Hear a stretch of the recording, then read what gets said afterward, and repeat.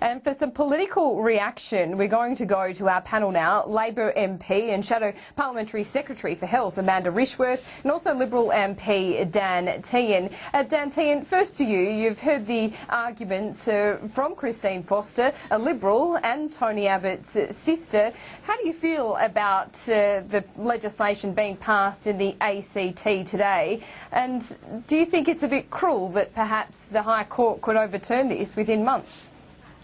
Well, I don't think it's cruel. I think what we need to see from the ACT government is them to take a very sensible approach to this. They should sit down with the Commonwealth and discuss this issue, and let's get a way forward on it. It is clear that this comes under Commonwealth jurisdiction. The ACT have acted alone here. We have the potential now for people to be left in legal limbo. We don't want that. So what we need to see is the Commonwealth to be able to pass the legislation that it needs to in this area. It is a Commonwealth area. The ACT are stepping on the Commonwealth's toes, and I just hope that they'll take a very sensible approach now and sit down with the Attorney-General and work through this issue.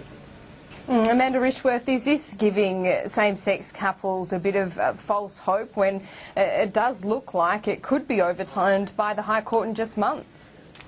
Well, I think the question for the Abbott government is on what basis do they think this is contravening the Constitution?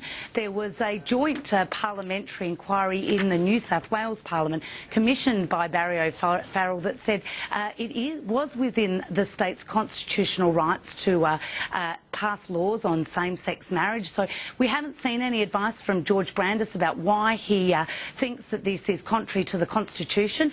And indeed, one can only surmise that the reason why Tony Abbott is acting on this is because he wants to enforce his views that there shouldn't be same-sex marriage onto the states and territories. We know that he's done that on his party, refusing a conscience vote, imposing his views on everyone else, and this is what he's now doing to the states and territories. So there is no clear guidance from the Commonwealth about why they think it constitutes, no advice being released about why they think they've got a strong case.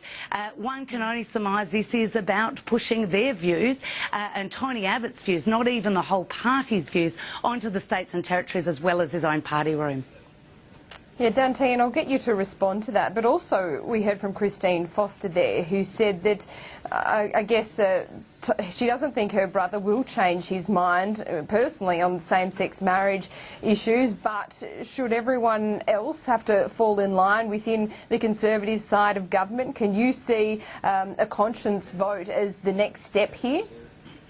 Well, 2 points. The Acting Solicitor General has made it clear in his advice to the Attorney-General that this does raise constitutional issues, and even the new Labor leader, Bill Shorten, has recognised that. The second thing is that the Prime Minister, Tony Abbott, has made it clear that if it is the will of the Parliament, will of the party room in this Parliament for the Liberal Party to have a conscience vote on this issue, that he wouldn't stand in the way of that. So, look, we have to wait and see whether this will become an issue which is debated in our party room in this term of government. But if it is, and it's the will of the party room that they want to go to a conscience vote, then the Prime Minister has made it clear that he wouldn't stand in the way of that. Amanda Rishworth, there were some last-minute changes to this bill to try and avoid some of those constitutional issues. Do you think those last-minute changes, or are you confident that they will stand up to a High Court challenge?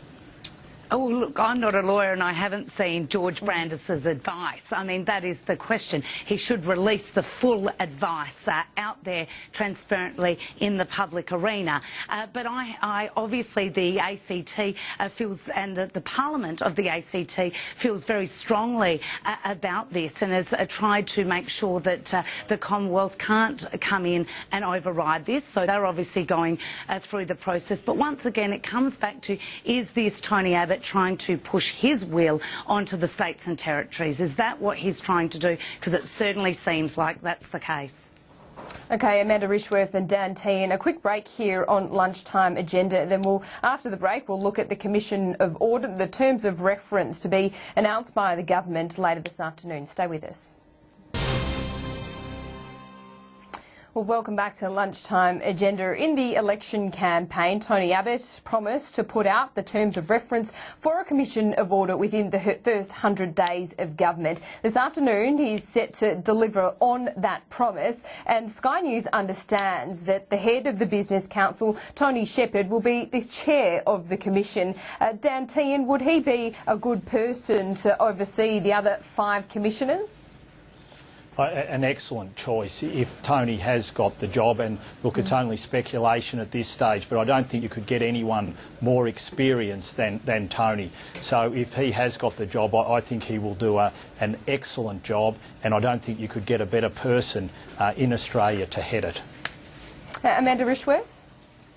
Well, look, I'm less worried about who's actually going to head up this, more worried about what it's going to do. I mean, this is a commission of cuts. We saw what a commission of audit did in Queensland. It cut frontline services, it cut nurses, it cut teachers, it cut a whole lot of funding to non-government sectors that were helping people find a job. So what I'm particularly worried about is not who's heading it and who the commissioners are, but what cuts are going to be made and recommended. We know that this commission of audit was a sneaky way of Tony Abbott to avoid talking about what he was going to cut at the election. He deferred it till after the election.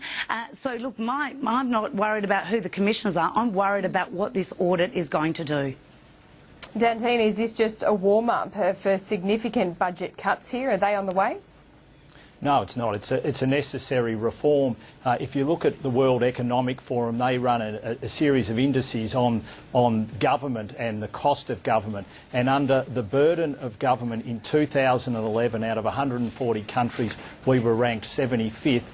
This year, we were ranked 96th. If you look at our immediate competitors, New Zealand, Singapore, Malaysia, they're in the top 15.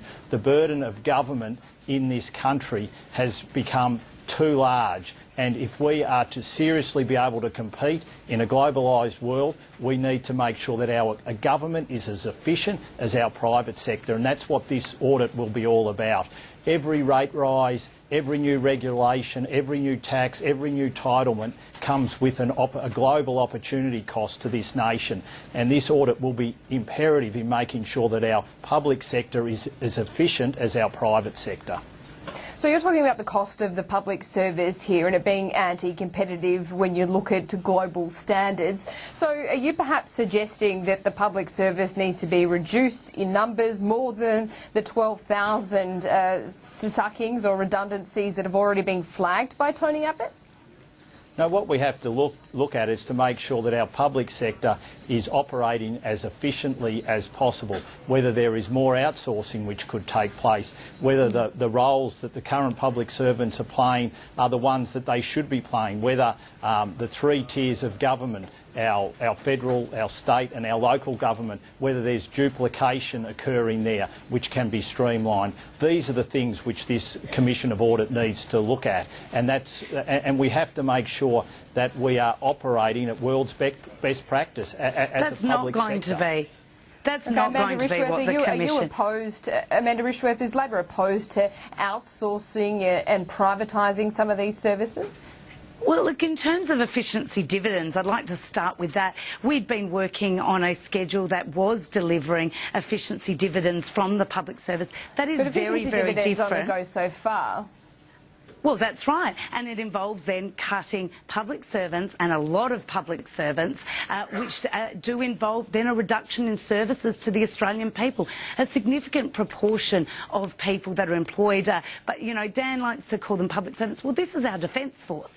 This is our national security, ASIO, people that look after the security of this nation. Is he proposing cutting those jobs? Is he proposing cutting in the education area? Is he proposing cutting to grants to non-government organisations? I mean, these are the questions. Dan Tehan, are there some easy cuts here, or what would you look to and suggest needs to be privatised first to make the public service more efficient? Well, this is what the Commission of Audit is designed to look at. I mean, there is nothing wrong with pushing through innovation in our public service. Is there any low-hanging fruit here before the Commission even gets underway?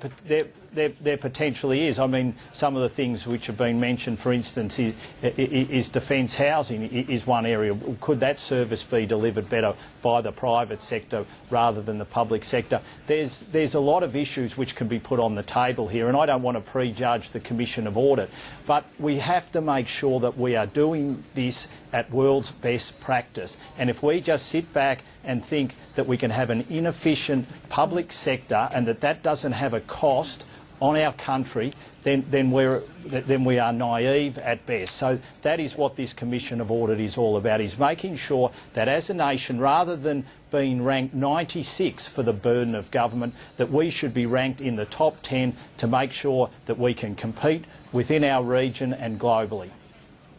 Amanda Rishworth, inefficient taxes as well as something that is talked about by many economists. Perhaps this won't be in the Commission of Audit, but the taxation white paper. Does the government need to look at things like payroll and stamp duty and reforming those areas? Well, look, I think there's a number of areas that the government could look at. They could have started by actually supporting Labor's plan to triple the tax-free threshold, actually taking many, many people out of the tax system. But I have to say that the government hasn't been clear of where it wants to go with this. And while they say they're not going to touch the GST, that has not been excluded from the actual white paper. So there is concerns about where this government is going to go when it comes to tax. There's been no clear policy, a lot of rhetoric and a lot of slogans, but no clear policy on this area, and they should have supported us.